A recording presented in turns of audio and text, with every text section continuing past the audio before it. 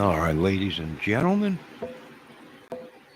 we are going to talk real quick about old David Parker Ray, the toy box killer. Now, this is crazy because some people say he died,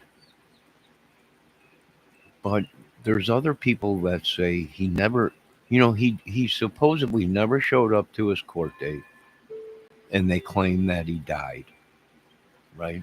They never found a body or anything like that.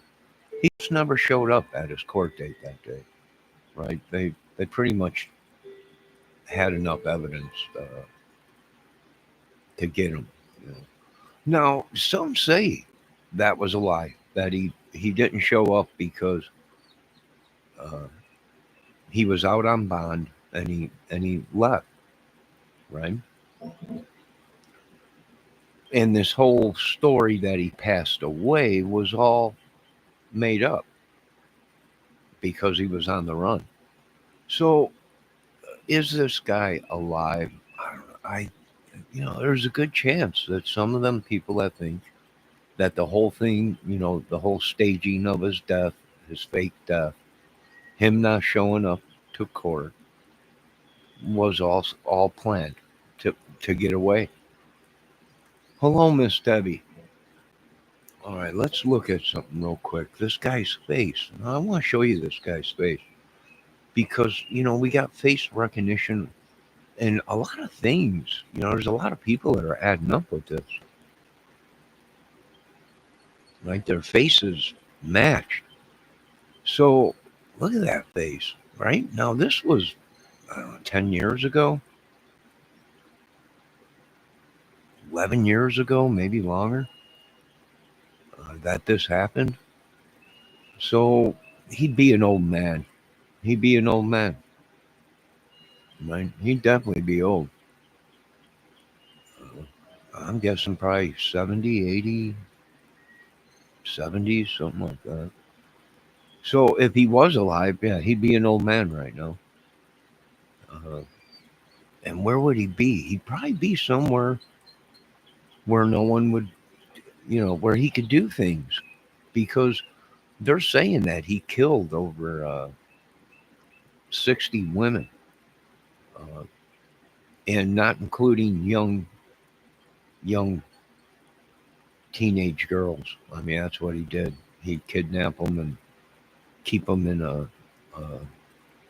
trailer, a like a construction trailer that you pull around on a semi. He turned it into a torture chamber and did some crazy stuff. Hold on, I think I got some birds outside causing a ruckus.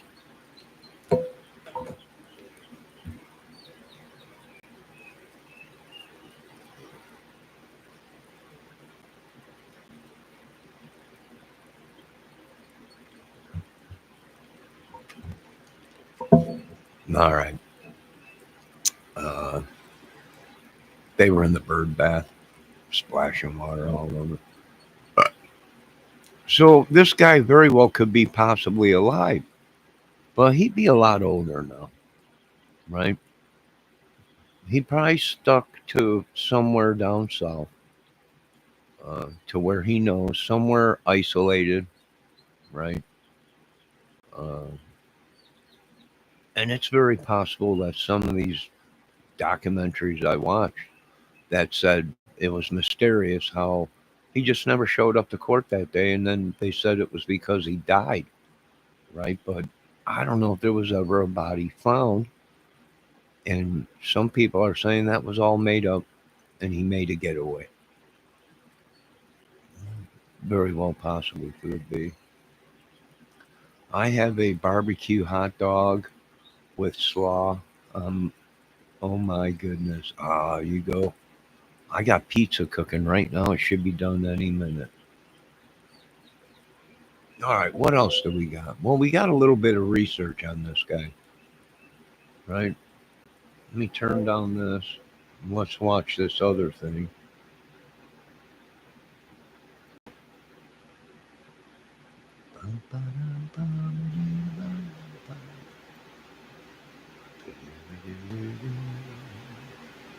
All right, let me copy that. Let me put that in my chat. Boom. Then let me put it over here in my description so you people can go watch that. Boom.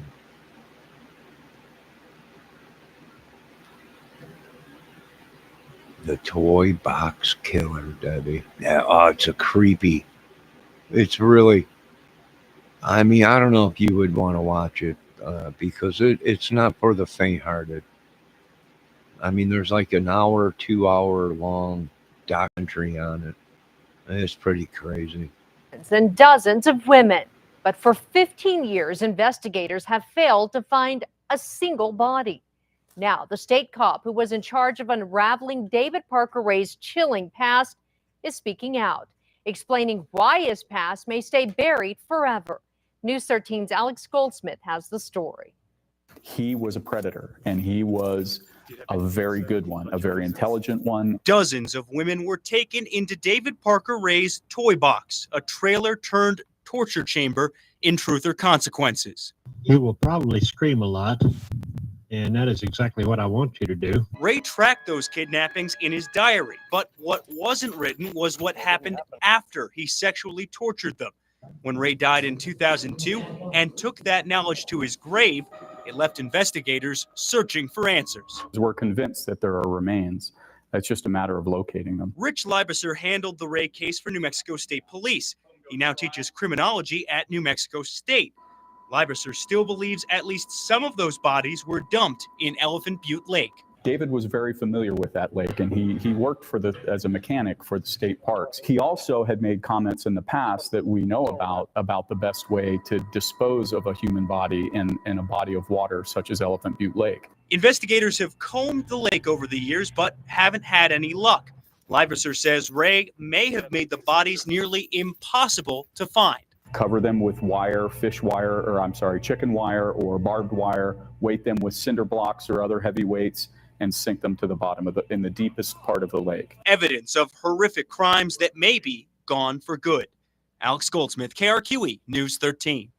State police did find bone fragments from a human leg 3 years ago in part of Elephant Butte that used to be underwater. But the medical examiner could not identify it. Police think Ray targeted women who would not be missed, kidnapping them while on road trips to Las Cruces, Albuquerque, and Phoenix. Officers are on alert. All right. So, are there any bats?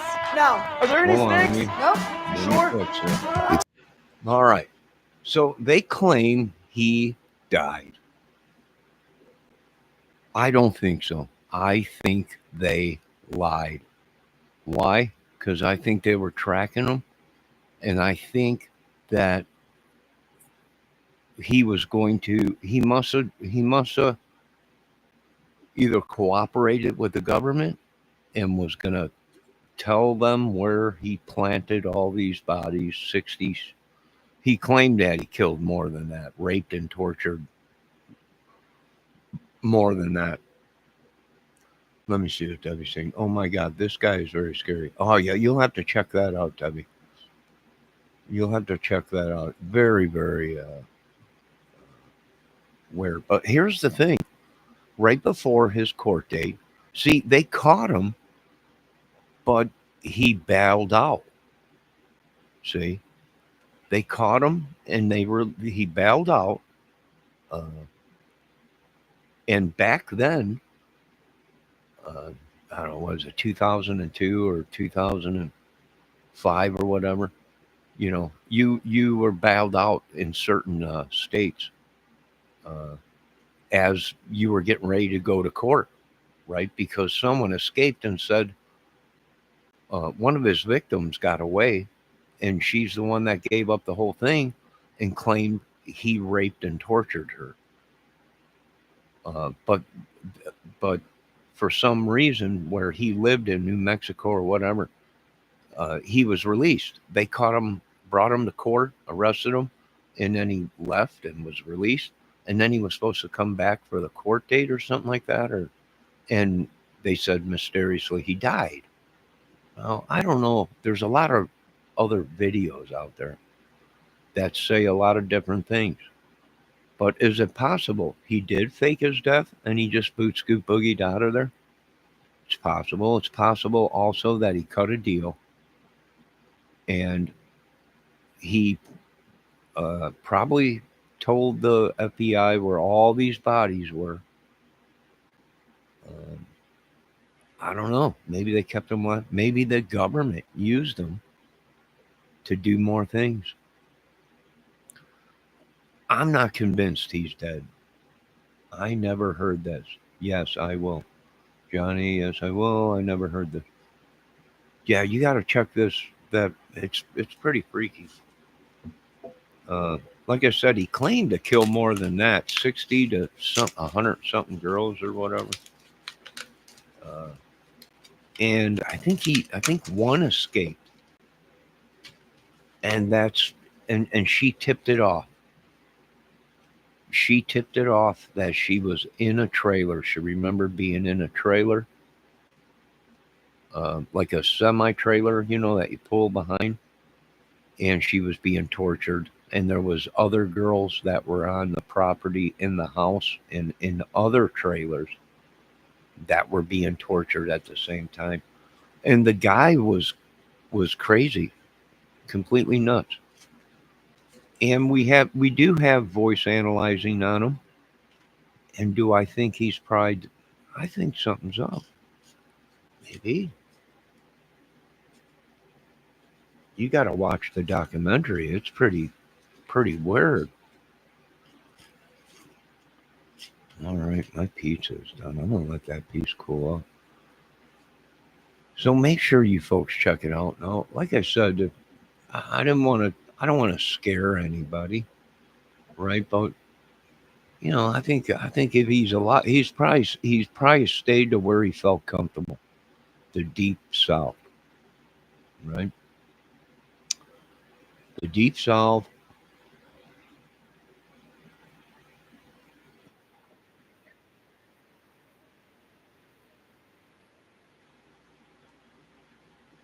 Dang commercial. Hold on, we're gonna check something else out here real quick. She escaped. Here we go. Hold on.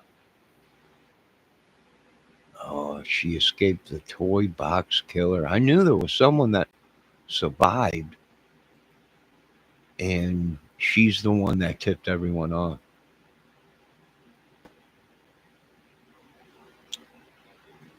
Let's also post this in my chat. Copy.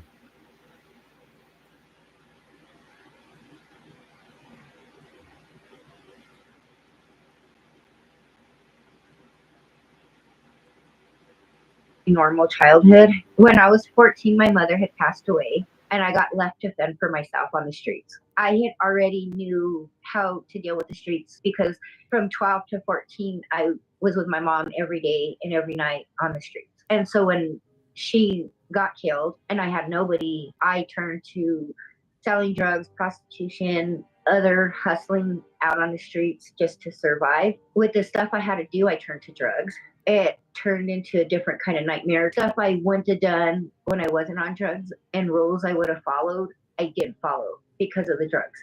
The morning that I was kidnapped, one of the rules I would have followed if I wasn't on drugs was not get into a van, an RV, and I got into the RV. I kind of felt safe because a friend took me to him and got $20 and already been with him. When I got in the RV, we made the deal, went to the back of the RV. He gave me the money and he pulled out a badge and told me I was under arrest. Put a handcuff on my wrist. When he put the handcuff on my wrist, I was like, "You're not a cop." I knew something was wrong. I tried to get away. When I was almost at the door to get away, he yelled, "Cindy." And Cindy's not a name I gave him. I had two different names out there. Cindy was one of them and Crystal was one of them. I had given him the name Crystal. So when he yelled Cindy, I kind of paused. And when I paused, a lady came out from behind a curtain and she shot me at the cattle prod in my neck. And that knocked me down, and they were able to get both handcuffs on my wrist, both of my wrists, and they pulled me back to the RV. And when they pulled me back, they connected the handcuffs to cabinets, and they got in the front seat and they started driving off. As they were driving off, I was able to get the handcuffs off of the cabinet door, and I was waiting for them to slow down enough so I could jump out through the window or try to break out the door, but that did not happen. For some reason, he had to stomp on the brakes, and I tumbled over. And when he realized I tumbled over and I was loose, they pulled over. Well, she jumped through the middle part of she came through the middle part of the seat and grabbed me right away. And I had my hands behind my back. And he pulled over, and they had a gun, and they took all my clothes off. They put duct tape around my face, around my mouth. One point, they cut the duct tape off my face.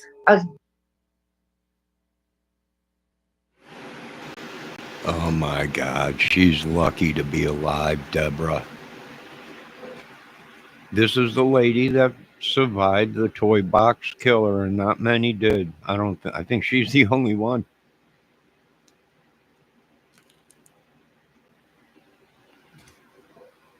It was a giant ring, Debbie. It was this dude, David Parker, or David Ray, and his friends, and a couple of women were involved too, and all of his men friends. They would pay David. He would keep these women locked up in these trailers, and they would come over and pay David, and they would be able to rape and torture these women until they killed them. He said he raped over 60, raped and tortured and killed 60 some women. They think it was more.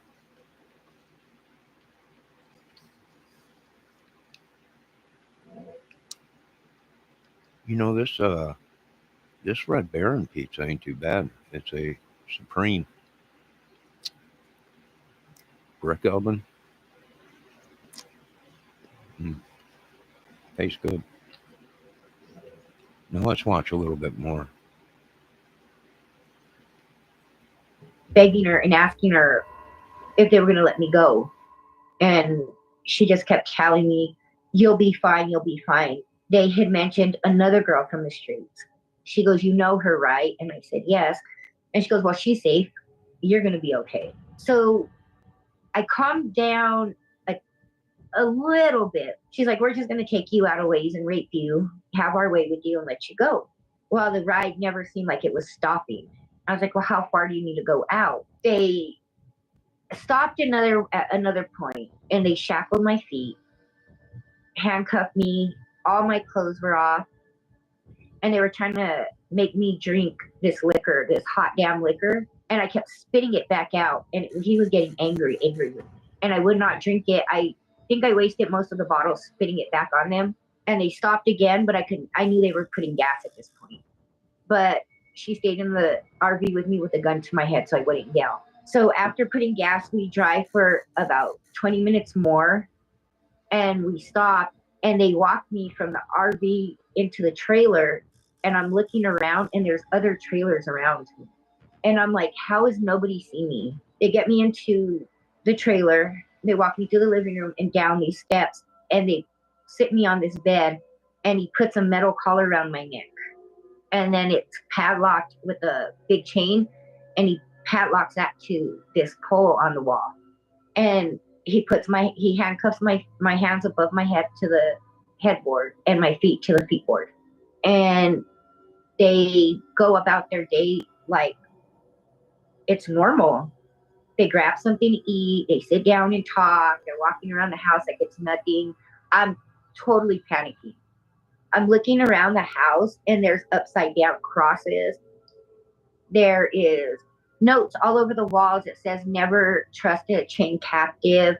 They will lie to you. They will say that they have kids waiting for them. Rules that he kept all over the place on the walls, I guess, to remind him. He came up to me and he told me I needed to listen to this tape.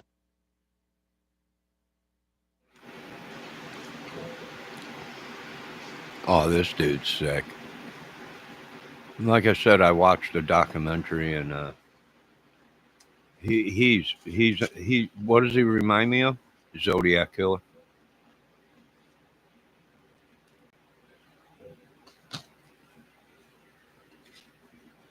He even played games with the cops too, like Zodiac.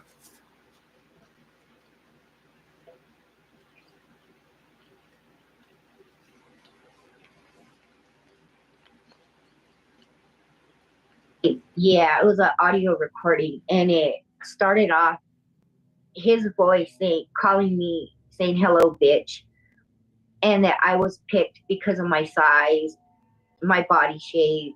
Undoubtedly, someone's going to be looking for you. They don't have any idea where you're at. You don't even know where you're at. We're always very careful about that. There are not going to be any knights in shining armor coming to rescue you. You are strictly on your own, and under the circumstances, I bet that is a scary thought.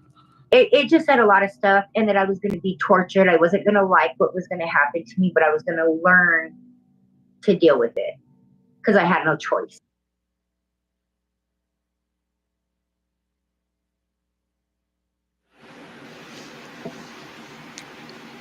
Oh, he's a real evil person. Look at that's his trailer. He took like an 18-wheeler trailer, Debbie.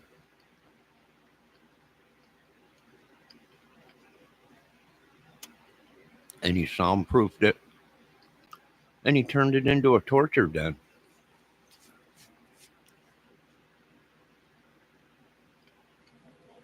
Oh, yeah. Yeah, this is like the table you get at a gynecologist's office. The guy was a psycho. Yeah, I still think he's alive. I was his chained captive, and I would be there until he felt fit to let me go, if I was going to let go. I didn't know how long I was going to be there. I didn't know what was going to happen to me. After the video, she went in and made dinner. They went on about their day in the trailer like I wasn't even there. By that time, it was the evening time, like nighttime.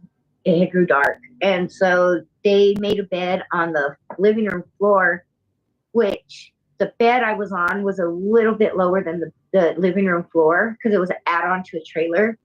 And they laid on the floor and put on a movie, watched a movie, and went to sleep. Well, I was handcuffed right there next to him with no clothes on, no nothing. And they woke up in the morning. She made breakfast. She brought in a basket of clothes she cleaned. And then he hung me from the ceiling by my wrist. He spread my legs apart and beat me with whips, slashed my skin open. He really didn't talk to me much. At one point, I noticed that he got off on when I hurt and when I screamed or I was in a lot of pain. So I had to learn how to take myself out of that situation and not give in to his desire. So I had.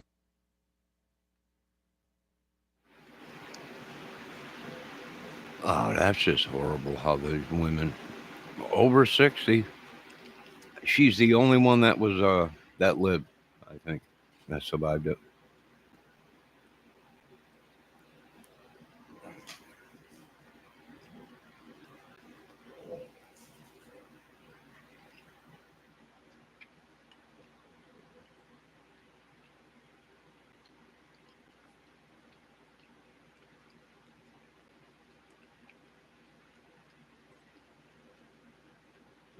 She's the only one that lived. And I don't even know if they found all 60 that he claimed he killed.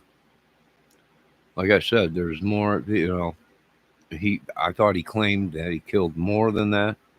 Him and his friends and his wife or his girlfriend or some girls they literally they would go out and get these ladies of the night. Or just random people. He would claim to be a cop, arrest them, take them to this trailer.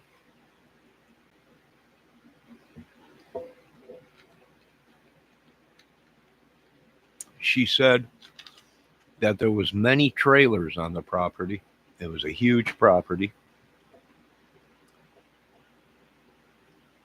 Wow. Had to learn how to telling you, take I that think the pain dude's still and alive. not squirm or cry or scream. And I know at one point he made a comment like, this bitch is getting it worse. He made a comment about me being stubborn. I didn't want to go out knowing I gave in and I was the weak one. The next morning came around and he was dressed like a cop, like a forest ranger or something. He had one of them jackets that had the fur right here. And he sits on the bed and he told me, well, you've been a good girl. You haven't tried to escape. So this is your bathroom for the day. And he loosened the collar a little bit, not on my neck, but the chain to the wall. He loosened it a little bit, gave it more slack. And he took the handcuffs and shackles off me. And he put a bucket near the bed and he told me that that was my restroom for the day. Kissed his girlfriend, hugged his girlfriend, and left to work. She was there with me and she was talking to me like I was a friend of hers because she was telling me about how she's trying to sell her trailer. She's waiting for a call, but she gets this phone call and she leaves to the back of the trailer. And I noticed that the keys that they had carried everywhere that unlocked me were left on the table. And the bed I was on and the living room floor, there was a little bit of a space, not a lot, but like the bed was 7 inches lower. But I was able to get the keys and by pulling the table to me with my feet. And I reached through the bars and got the keys and I pushed the table back with my foot, but it snagged on the carpet and went crooked. I curled up in a ball where the lock was at against the wall. And I was trying every key and it just seemed like nothing was opening it. And she came in and she seen I had the keys. At that point, I don't know where this ice pick came from, if she had it, if she stabbed me first or what. But I know I got beat with a lamp. I had been stabbed and the phone ended up on the bed with me. But the lock came loose and I got it unlocked. And when I got it unlocked, I picked up the phone and the ice pick and I dialed 911. I dropped the phone and I stabbed her right here. And when she grabbed her head, I just jumped from the bed to the living room floor and I ran out the front door. I was naked. I had nothing on me but a metal collar around my neck. They called it a metal slave collar. I ran out the thing.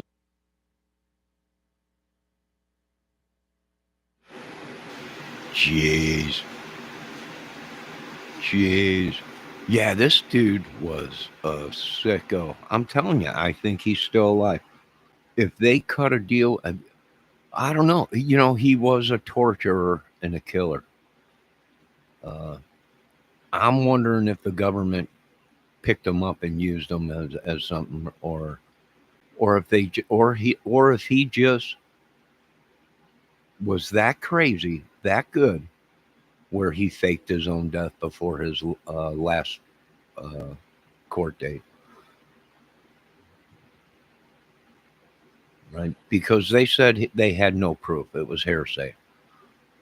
They picked him up, they brought him in, they booked him, whatever. I think he made bond or something like that. He was in jail before. And he was supposed to return because they had a case or something where this lady claimed that she was raped and tortured by him. And I don't know. It's crazy. But mysteriously, he died. I don't know. I'm not sure. But it wouldn't hurt to check and see if that's who's in that grave. Right? Because he did have friends in higher places. And they were paying him to come to his property and rape these girls and torture them, literally torture them. If you watch the full documentary on this, what they did to these women's bodies and their vaginas and other areas, these people were real sickos, and people would pay him and they would rape these women. It was like a madhouse. Do they have a body? I don't know. He claimed he killed over 60 women in the tape that he would play for his victims. He would kidnap them, Debbie, bring them to these trailers that he had all over this property out in the boonies, out down south in New Mexico or something like that, or Mexico or something. And there was nothing but desert and these trailers on the property. And he had these women in all these trailers and his house. Supposedly there was a couple in there. And these people would come and they would be able to torture these women and have sex with them. And even women came there to help torture these women and control them and stuff. The women would have sex with these guys that would come. Also, they would also torture the women that were chained up and used. So it was really sick. I mean, it's like a 2-hour documentary. And every time he would kidnap one of these girls and bring them to the trailer, he would play a tape of his voice, which we have analyzed, and he would play that to every one of his victims that he kidnapped. And even in the tape that he played them, it was a recording, it said, "You're probably going to die." He would make it sound like everything was going to be fine, but they never made it. He, you know, he killed them all. He didn't let any of them loose. She was the only one that escaped. So he claimed that there was over 60 that he killed. Now, whether he died in prison or not, I don't think so. Because I could have swore I seen a video where he did get picked up and brought in, and he was booked and in jail. But back then, you were able to make bond before your trial, like OJ. Remember the OJ case? They picked him up, brought him down there, booked him, and then he bonded out, and he was able to walk the streets until his court date. And I think that's pretty much what happened. And then mysteriously, he never made it because they said he died. So I'm not sure. Hopefully he did pass away in prison, but I don't think so. I think he made a getaway. I think he made a getaway. Yeah, they used to do that. Yeah, Debbie. They did.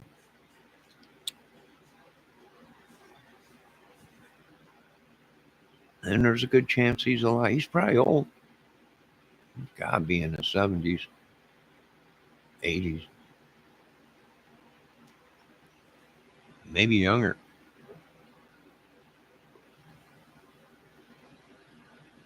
I'm not believing he's alive. I'm seeing, and the only reason I say is because of our face recognition hitting on stuff, right? And there's a couple people I've been checking out that have that similar look or something. No, I think this guy had kids. I think the guy had kids or something that would help. They would bring women to him, his children. I think he had kids.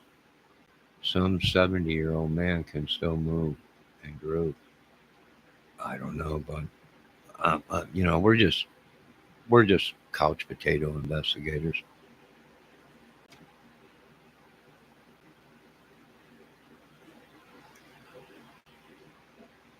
Debbie, I don't think you should watch that documentary, little lady. It's just too much for you.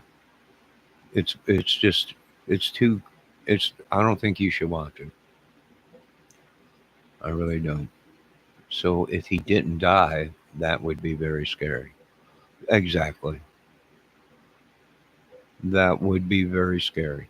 He claimed that he died. Now, was it him? I'm not sure. you would have to test the bones or dig up the body where they say he died or whatever and see if it was him. But I think he made a great escape. He knew he was screwed. They had her as a witness. I think he knew he was screwed, and he pulled the old Houdini. And there's a good chance he's still alive. They would have, we're not taking their word for it anymore. We've seen that before in cases where we've taken their word and they're like, he's dead, but they're not dead. Either they're being watched or they were picked up and they're on like. So we would like to know who was his friends that were coming there, because in the documentary they say that all kinds of men were going there and actually doing very bad hot irons and stuff to these women's body parts and everything, and very electrocuting them. He was just a real nut job. And for his girlfriend and kids to help, that was kind of crazy.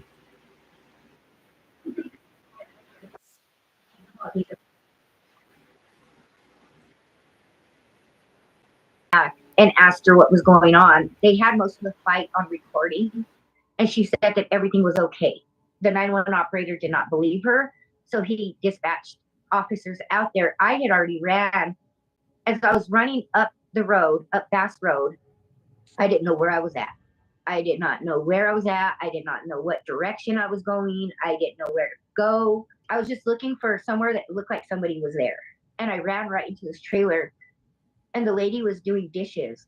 And I busted in her door and I grabbed her from behind and I asked her to help me. I had no clothes on. And she goes, "Are you okay?" And she grabbed the phone and dialed 911. And I remember she sat me down on this white stool and I was bloody and naked. And I left blood everywhere.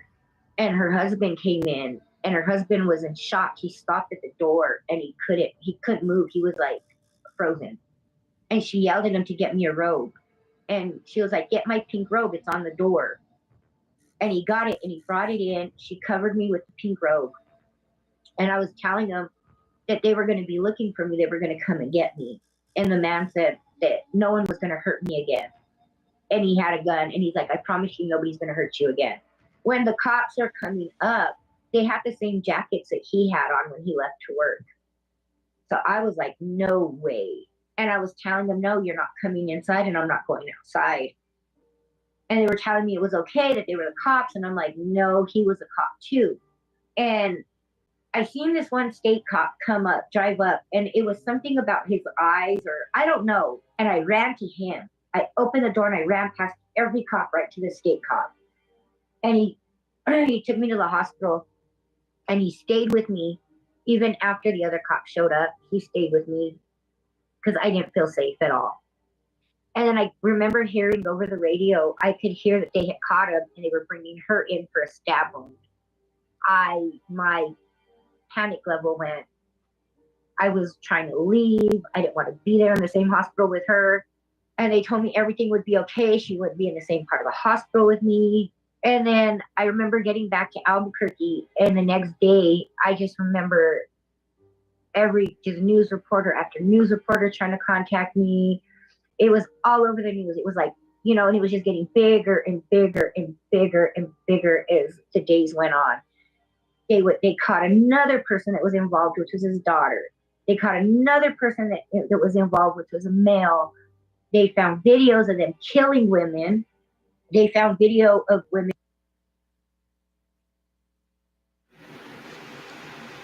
Yeah, we're going to have to do a whole dissecting on this guy. They found videos at the property of him actually killing the women as he was torturing them. His daughter and stuff helped bring women there. Men would come there and pay him, and they would literally torture these girls and have sex with them and beat them and do all kinds of stuff. Battery cables connected to their boobs and their vaginal area and stuff. And I'm telling you, the whole documentary was pretty crazy. the Toybox killer. And I do believe I'm telling you, there's a good chance he might have had pull with people that were higher ups that were going there. This was way before Epstein thing, right? This was down south, New Mexico or something like that, in the desert, nobody around, right? Nobody. Huge land, just desert. You can scream, nobody would hear you. And he soundproof all these trailers, right? It was almost like he'd pull up an 18-wheeler to one and move it to the different property, and then he'd pull up another, he'd take the 18-wheeler and pull up to another trailer, put it on. He had all these trailers all over. What year was this? Oh, this was, I don't know, 10 years ago, Debbie?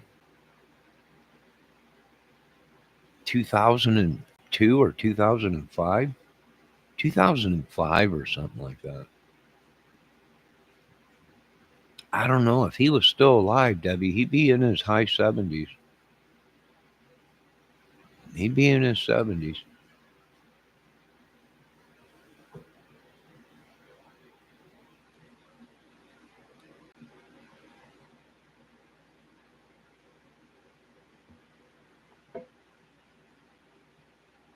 ...2002 or 2005, they said, Deb. I think it was in this video we're watching.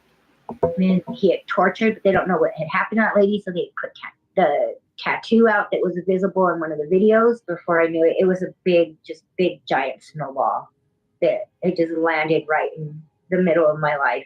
His daughter, she took Kelly Van Cleve to him.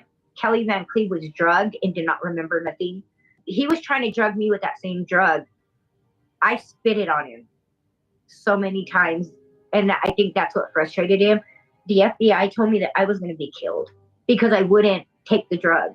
I was actually kidnapped to be his sex slave while she went and flew to Seattle, Washington to be in her granddaughter's birth. I had to go through a preliminary hearing. It was a little different. I had to sit through telling my whole story. And then the judge decided if to charge him or not. So I had to relive it for that. And then I had to relive it for Kelly Van Cleve's trial.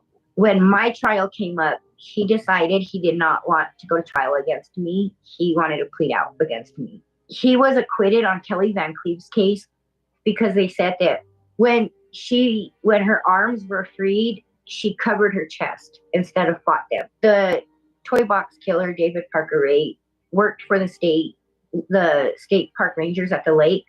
He was actually there.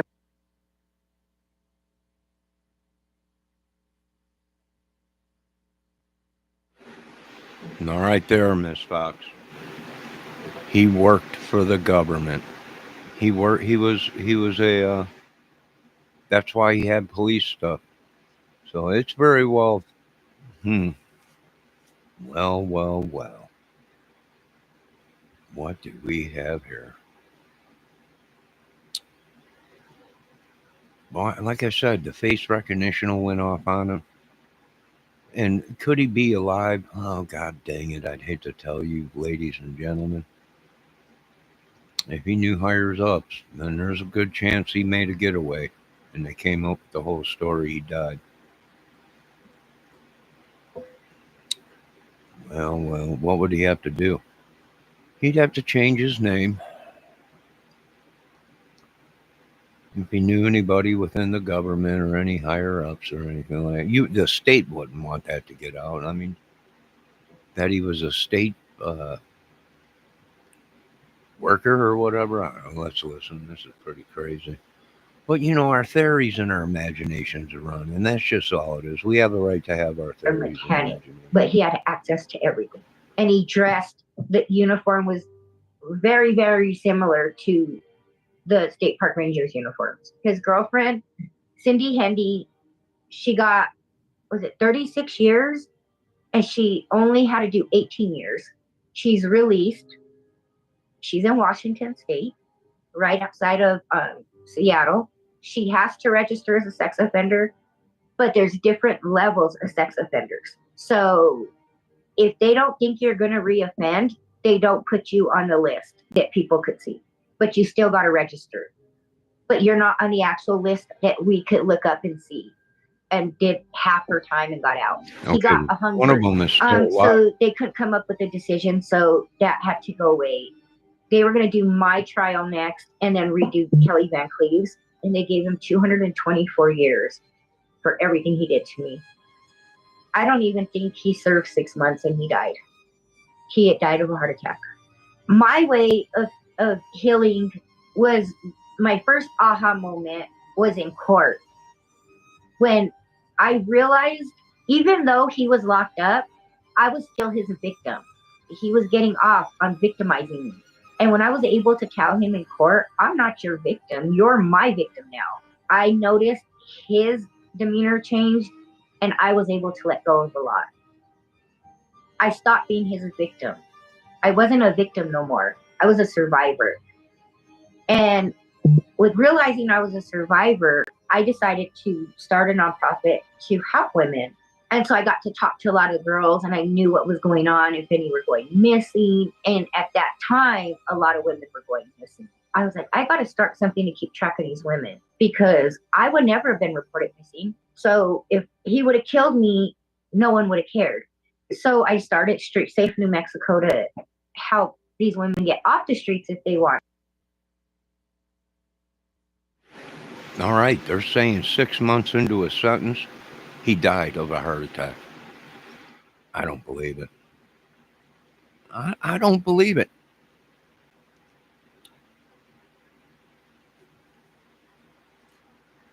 I don't believe it. Why? Well, either that or the guy is dead and he's possessing people. Because explain to me why these other people look like him, or at least the two of the older version of him. I'm not sure. That's how he got away with this stuff. Is he was a park ranger for the state.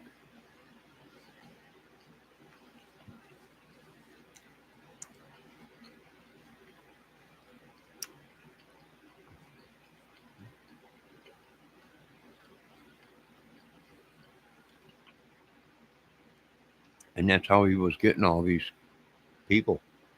Who were the people that were paying him to go to his property and abuse these women? Some of them had a hand in killing them in the videotapes. Oh, he was sick, Debbie.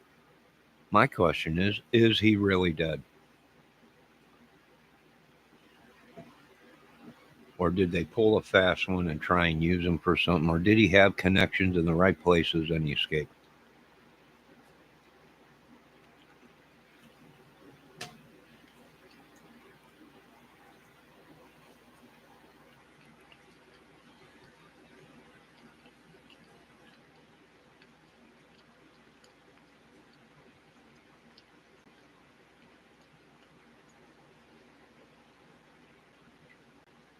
Pizza ain't too bad. Put some crushed pepper on it, some Parmigiano.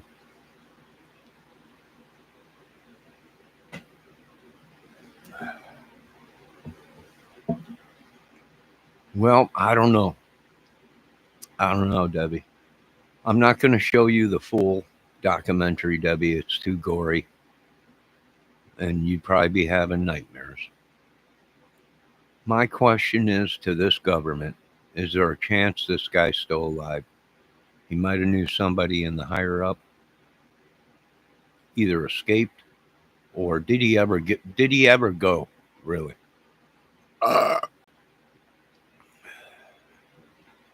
Did he ever make it to prison? I don't know. Was it him or someone else? A lookalike? I don't know. Who was his friends that were helping? Now, he claimed that wasn't his true voice on the recording, that he paid somebody to do the recording.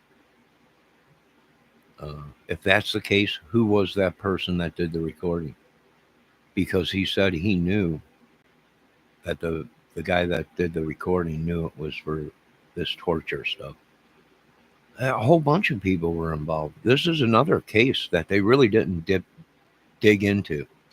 And I'm afraid they didn't dig into it because they might have found out that there was more people involved in this little sick thing they had going down there. And you didn't hear too much about this case afterwards, right? You didn't hear too much. The one lady is still alive and out of prison. She did her time. She's out in Seattle or something, Washington. And could he still be alive? I don't know. Did he have any sons other than his daughter? Did he have any other children? That would explain the facial recognition going off on some of these people. Maybe. I don't know. This would be a great case to dissect, literally. But it's so gory.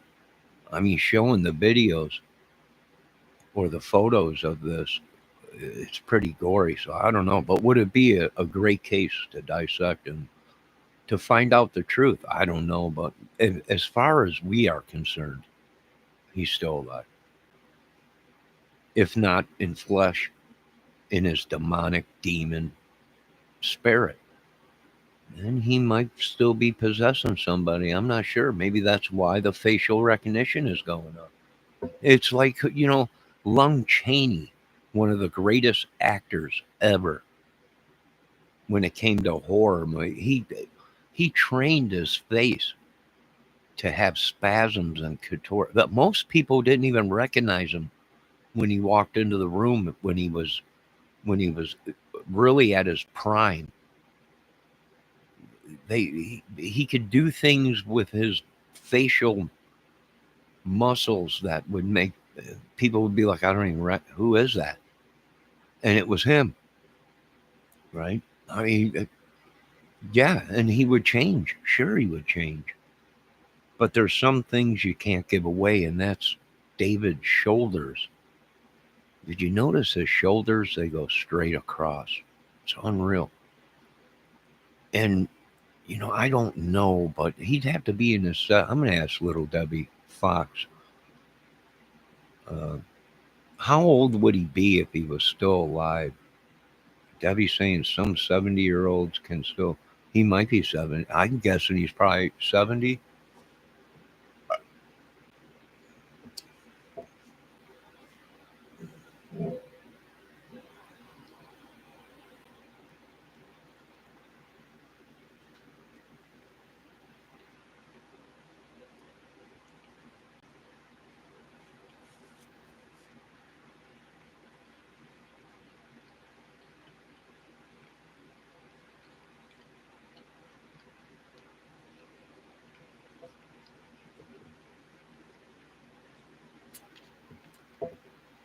Thank God this little lady made it alive.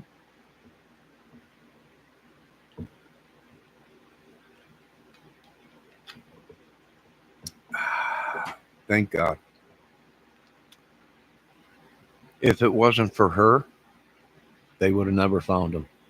He'd still be out there torturing women.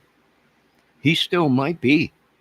I'm not believing anything on YouTube anymore. As far as I'm concerned, there's a good chance he's still alive. Or maybe the rest of his family that didn't get caught. Did he have any sons? And we know he had one daughter that got caught.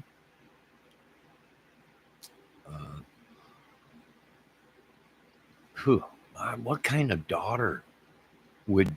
My God, that woman, his daughter must have went through traumatic raising or something. Have to go out and help kidnap women and bring them back and kill them and torture them. He died at 62 years old. And that was in 2005 is when they claim he died.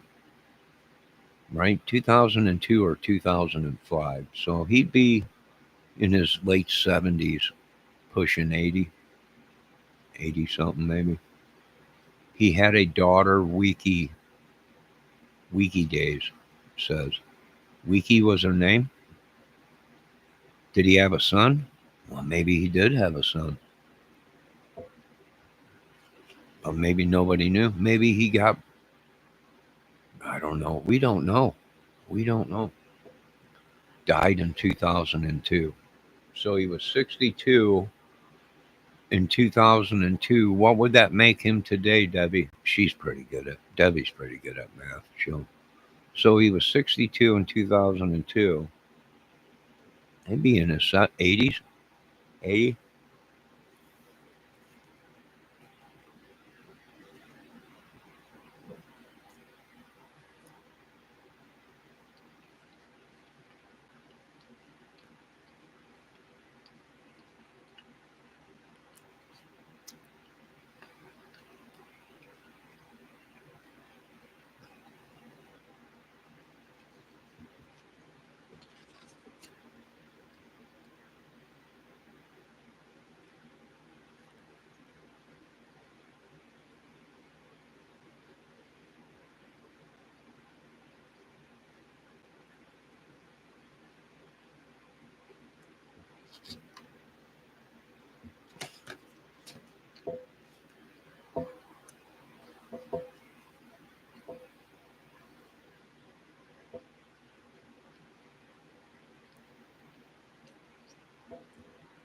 No, don't send me nothing.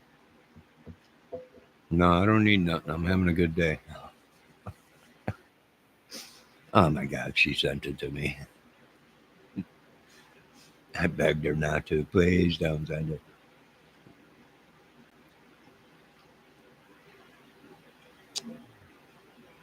Aha!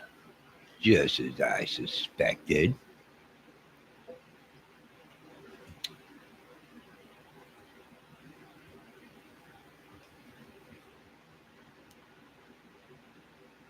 American Homicide.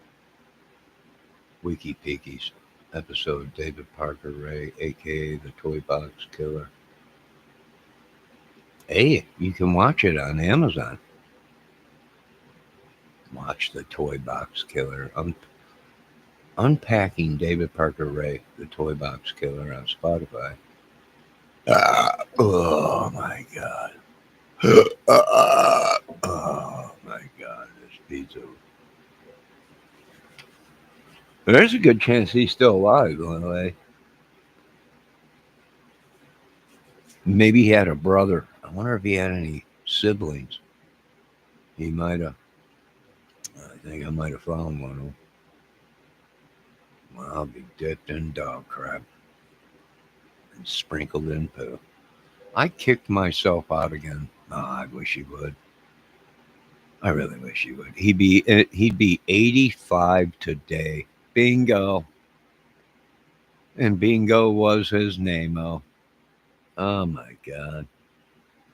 This woman is good. 85. I told you she's pretty good at that.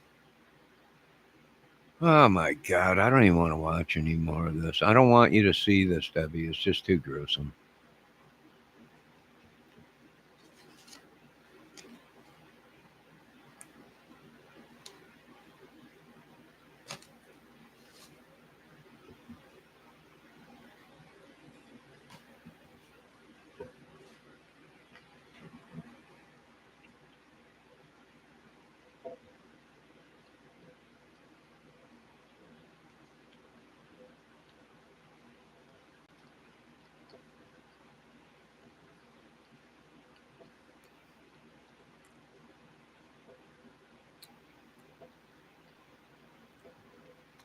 Debbie, I don't know.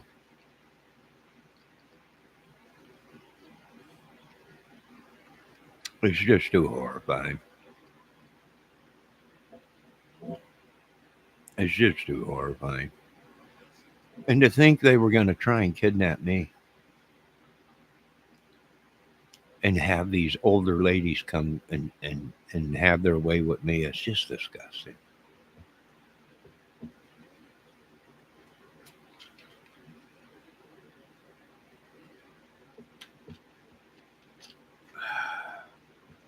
shows his mom and dad. Yeah, I'm looking at it, little lady. Thanks for sending that. I don't know. You want to watch the documentary, Deb? You want to get into this case? I mean, it's pretty crazy.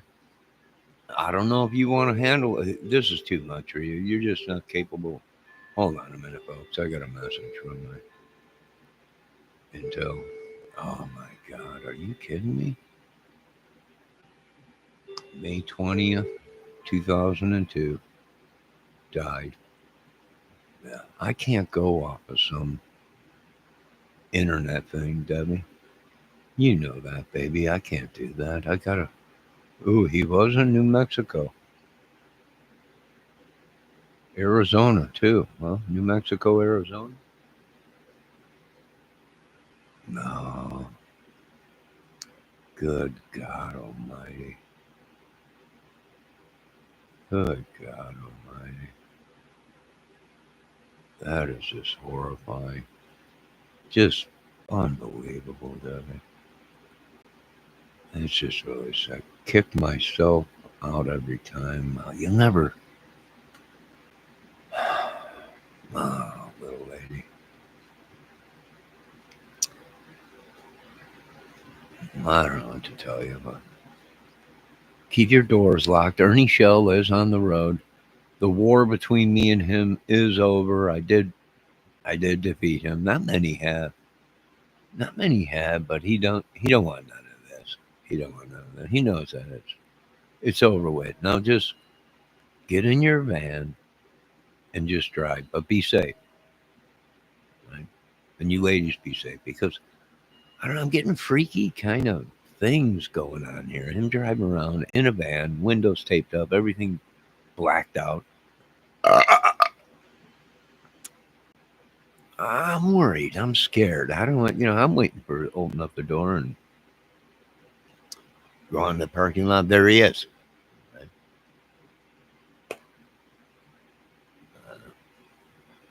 It's just horrible. It's just every man and woman is scared right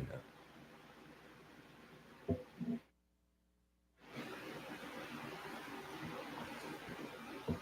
All right. So what do I think? I think what we are going to do is we're going to start opening the cases on these people.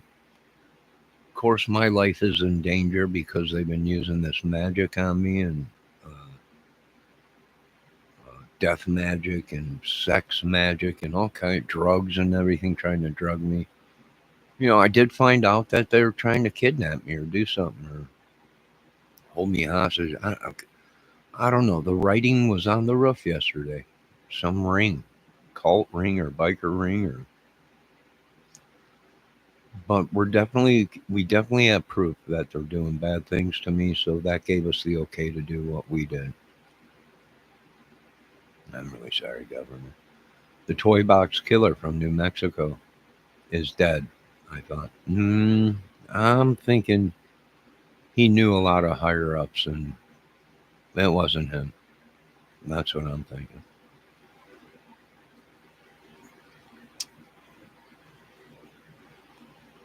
That's what I'm thinking.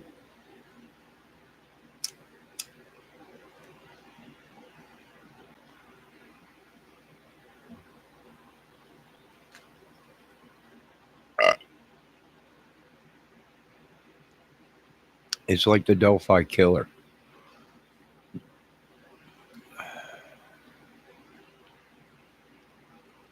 Certain body angles and things match, right? So I don't know. Is it similar? I don't know. Could it be genetically? Could this one guy be related to David Ray? Maybe. It's possible.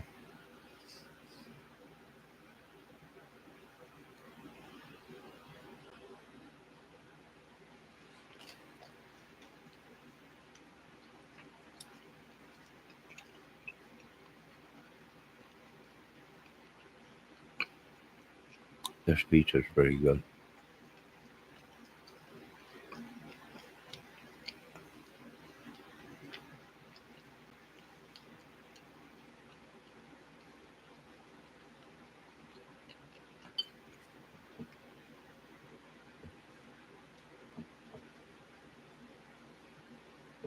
Well, if you noticed, she said after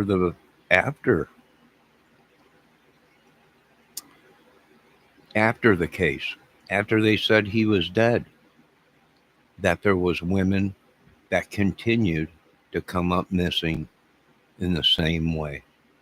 So if this guy was a park ranger and working for the state of New Mexico or Arizona, and he was a police officer or whatever, or a park ranger, or he dressed like a police, right? He had a badge, handcuffs, and all that.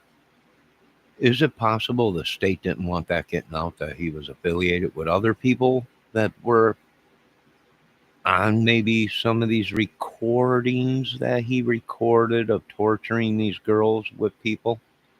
And maybe, let's just say, he never made it to prison. He escaped and they threw in a body double. That's possible. That's possible. And he continued to rape and pillage and kill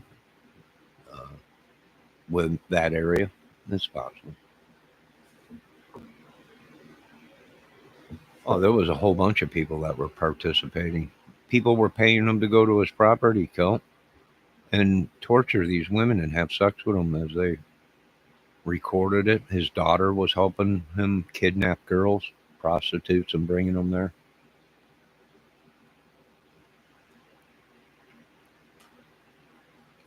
It's documented on tape that he killed 60 women.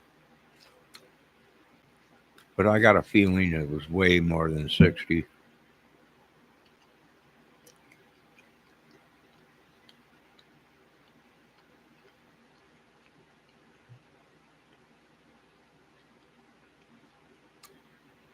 And I'm not sure if he buried the women on the property or if he was scattering them all around because he traveled.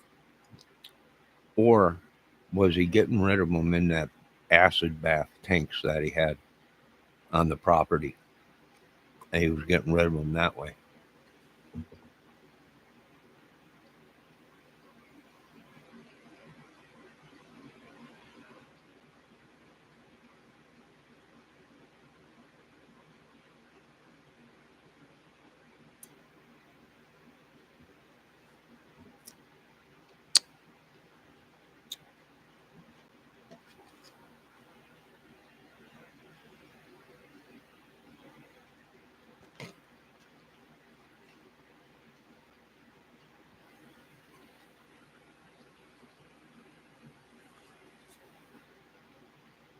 Did he cut a deal?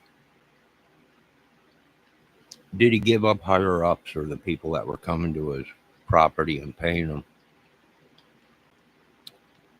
to rape and pillage these women and videotape it? And he cut a deal and got out.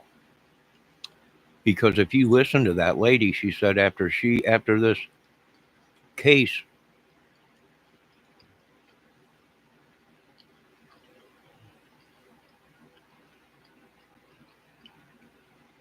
that women continued to disappear, and he might have had a bunch of these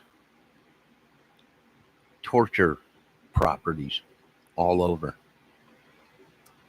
It's very well possible he had these torture properties set up, and he would just jump from state to state, torturing people. Well, we're not sure. It could be bigger than what they think. Yeah, that's why they never really dig deep. Right? He was Epstein Island 10 times more worse. But he was Epstein Island before Epstein Island.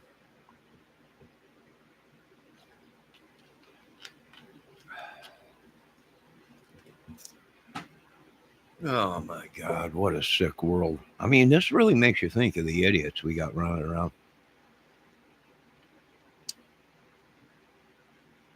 Right? Really makes you think, well, how safe are we? I don't know. That's pretty crazy if you ask me. Right? Pretty crazy.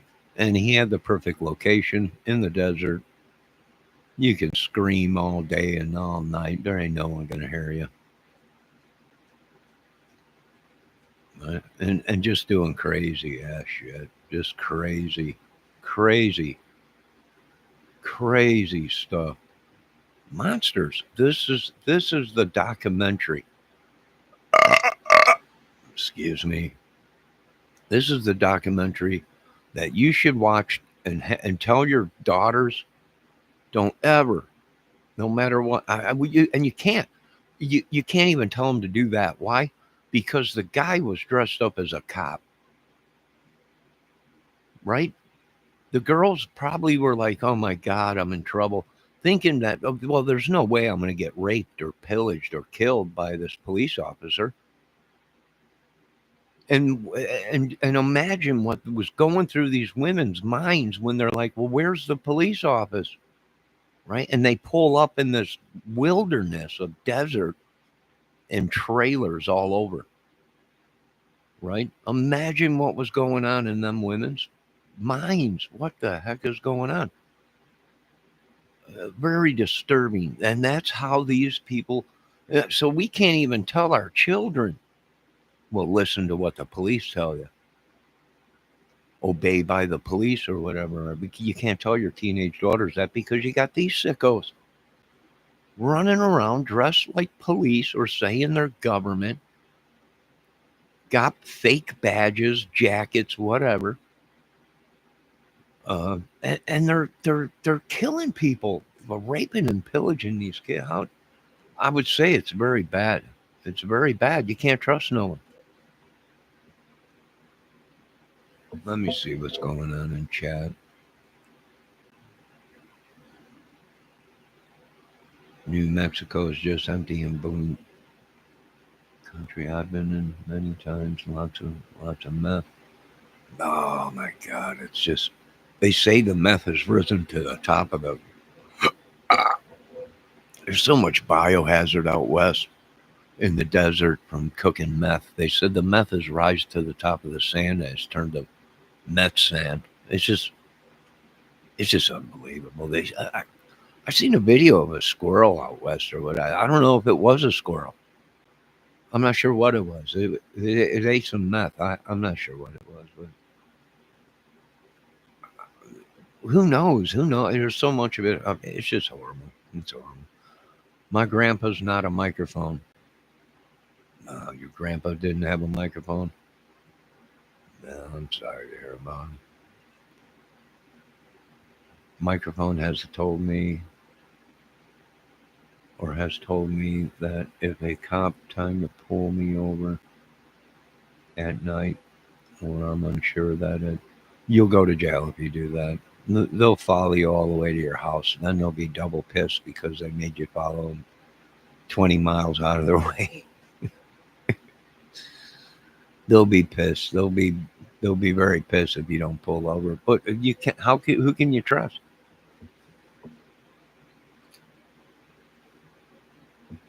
I got 2 turntables and a microphone. Where it's at? I got 2 turntables and a microphone. Yeah, where it's at? It's just horrible. Oh my God! Only if I can help these people. I've tried to let them know that America is not what you think it is.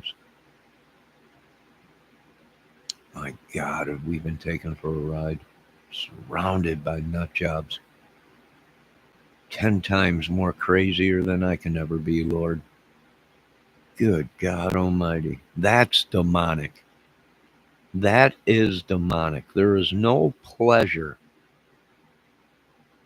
in torturing and doing that against someone's will to a woman or even a man. He even did it to men. He even did it to men. Why? Because of his girlfriend liked men. So he would do men too. And his girlfriend would have sex with him. And he would torture the men. A very sick dude. The dude was just crazy.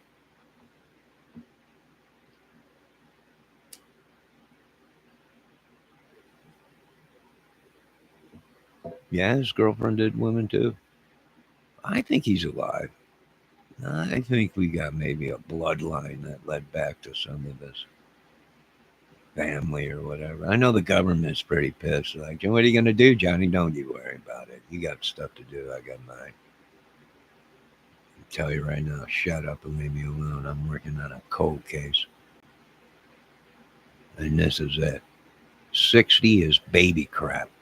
I think this dude was a traveling psycho.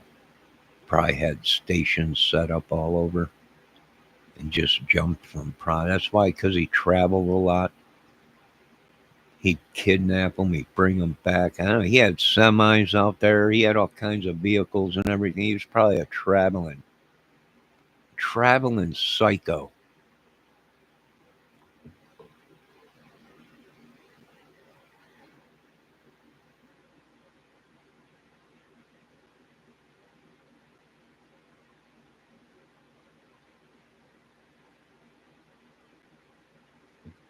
He played a tape, Celt.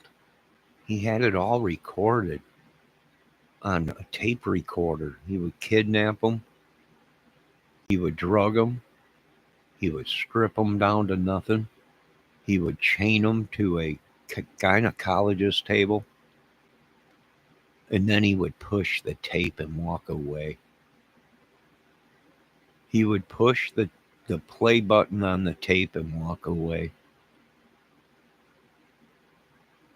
And after the tape was played, he would come back and start the torture and the sex. And he would do sick things.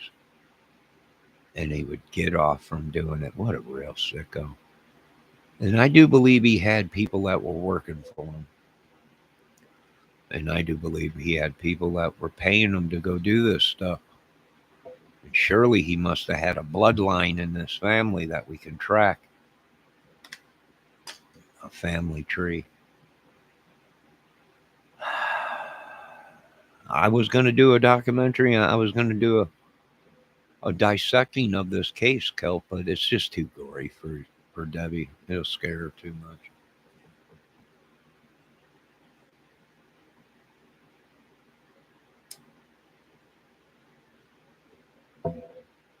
Yes.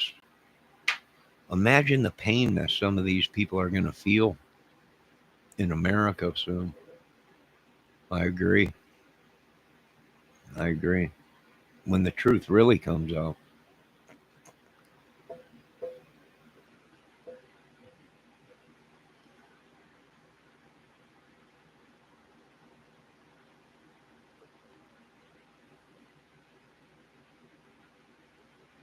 Imagine what folks are going to do in America when the truth comes out.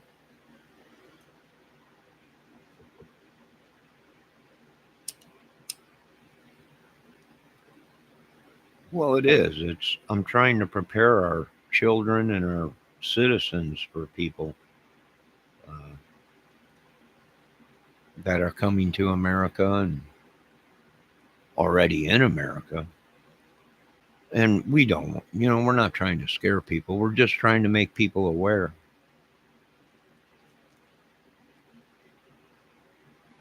Of what kind of people people really are around.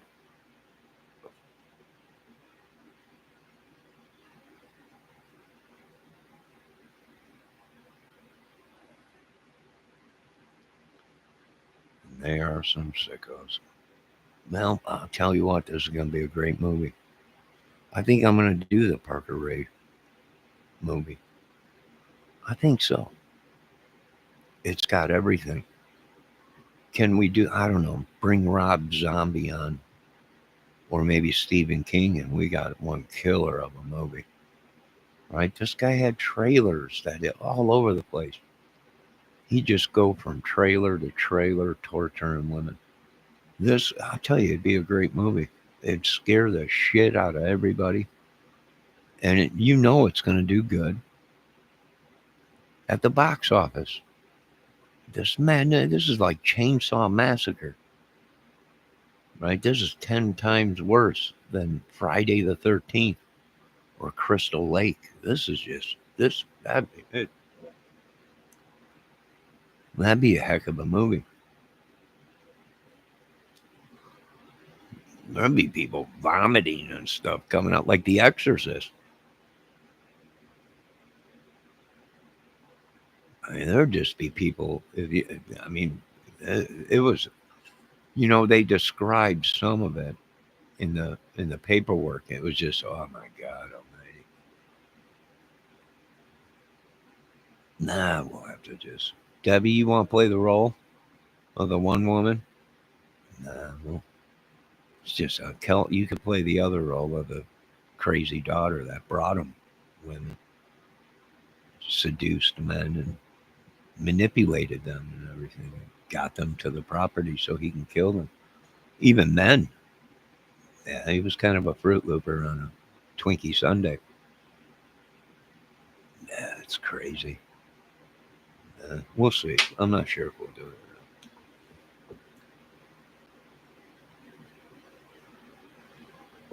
it. Your daughter drove you crazy. You had to do it. She drove you nuts. Stick with that, Debbie. We'll use that in court. It was her daughter that drove her crazy playing the violin. Drove her into complete madness.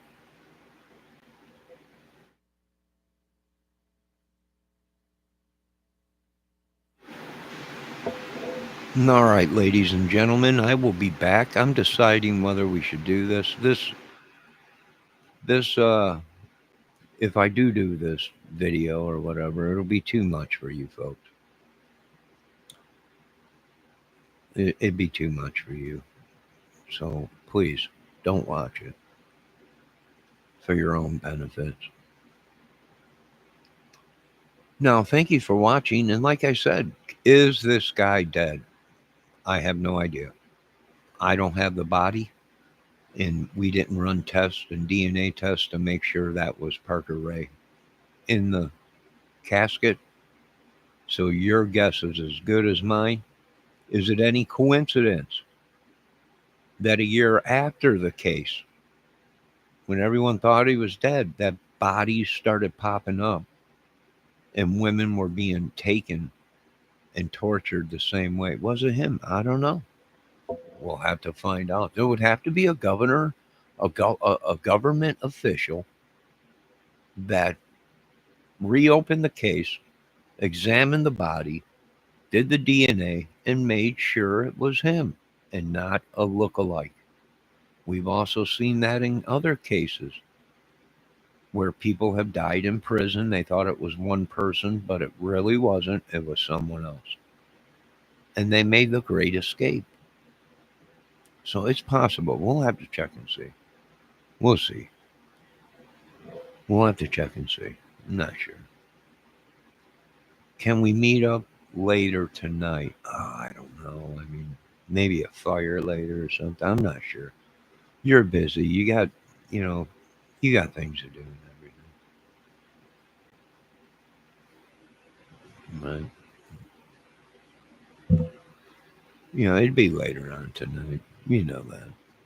But I don't even know. I got a lot of death magic and magic that these people have been using on me lately. Cursing me and everything and they're transporting this stuff. Now I'm asking Jesus, can you bind this stuff that they're doing to me or send it back? Excuse me. I don't know.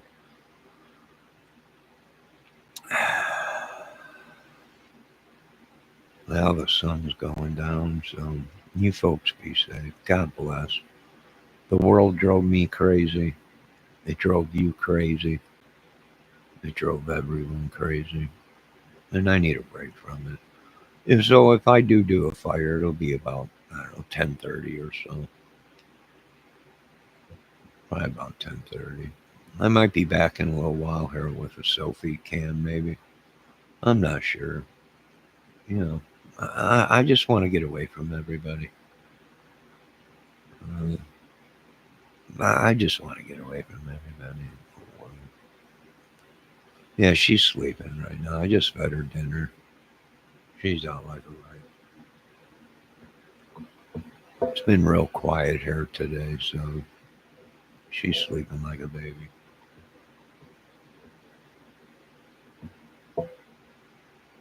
Yeah, she's sleeping like a baby. Yeah, well, I don't know.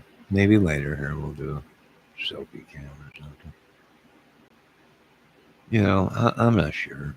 I'm bored. My soul keeps getting stolen. My energy. These people are living in my light. They're living in my spotlight, my energy, stealing all my energy, sucking the life out of me, using witchery, sorcery on me, poisoning me, you name it. All because I turned towards the Lord. All because I turned towards God. In Jesus' name, amen. You folks have a great night. God bless. I'll see you later with a fire, but I'll probably see you before then with a Sophie cam. Have a good night. God bless. I hope I survived with all the garbage they did to me, operations that were botched. And I don't know why I have 3 testicles right now and 2 Johnsons. I feel like a freak. Why can't they just get the operations right? It's unreal. You folks have a great day. Good night. And there's another thing. I know you ladies are upset.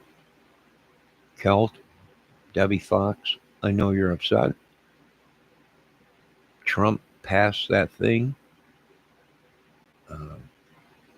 Women can no longer get giant penises bigger than mine and have me pay for it. No longer.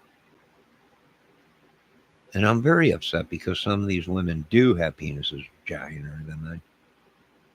And I had to pay for it. This is just too much. I'm done. I'll talk to you guys later. No longer can you ladies have Johnsons. All right. Have a good night.